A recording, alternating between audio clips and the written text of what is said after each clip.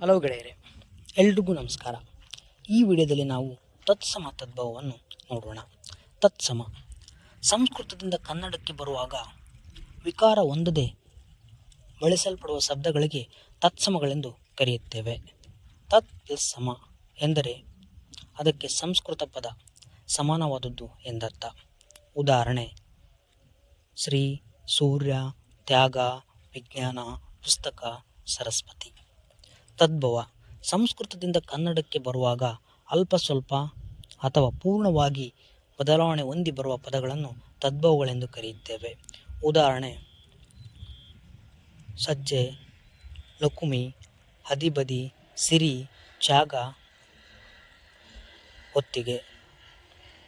ಇನ್ನೂ ಕೆಲವು ಉದಾಹರಣೆಗಳನ್ನು ಇಲ್ಲಿ ನೋಡೋಣ.